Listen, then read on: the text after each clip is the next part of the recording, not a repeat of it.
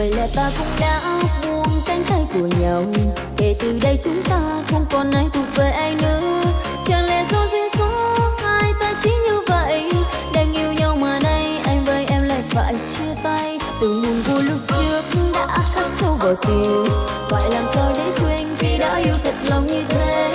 Đoạn đường ta đang bước, nếu không thể tiếp tục thì ta nên dừng lại để ký ức để cho cả hai. Thà ta không quên biết nhau, giống như chưa từng yêu nhau. Thì giờ đây em đã không khổ đau thế này. Em cũng chưa từng yêu ai giống như em từng yêu anh. Anh biết không, em đã cố tâm nhiều lắm.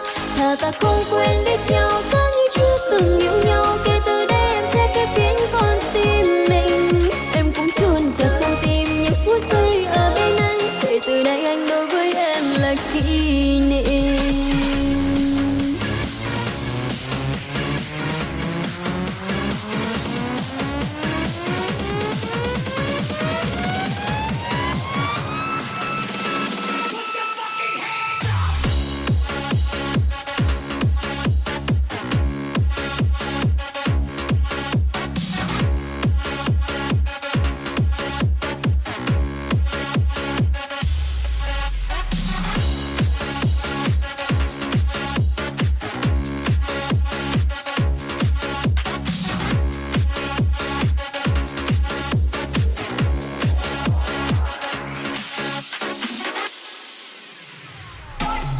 Vậy là ta cũng đã buông cánh tay của nhau. Kể từ đây chúng ta không còn ai thuộc về ai nữa. Chẳng lẽ do duyên số hai ta chỉ như vậy.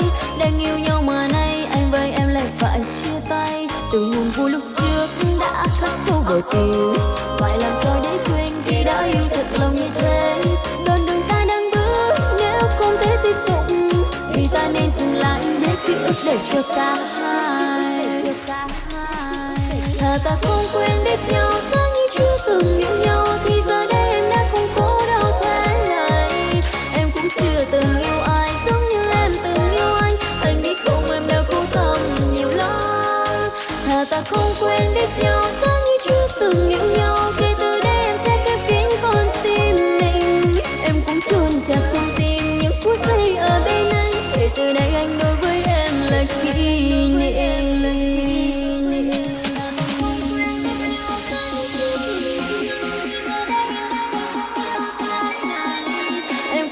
Từng yêu ai giống như em từng yêu anh. Anh biết không, em đã cố tâm nhiều lắm. Thà ta không quên biết nhau, giống như chưa từng yêu nhau. Kể từ đây em sẽ khép kín con tim mình. Em cũng chôn chặt trong tim những phút giây ở bên anh. Kể từ đây anh đối với em là kỷ niệm.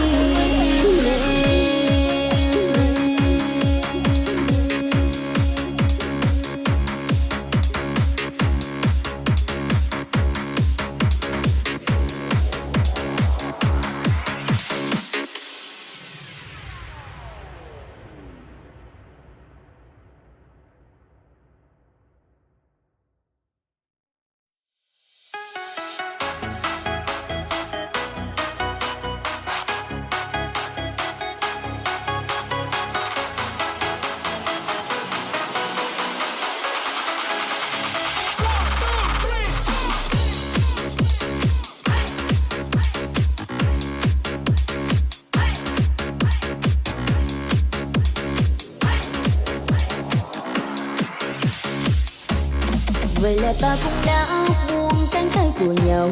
Kể từ đây chúng ta không còn ai thuộc về ai nữa.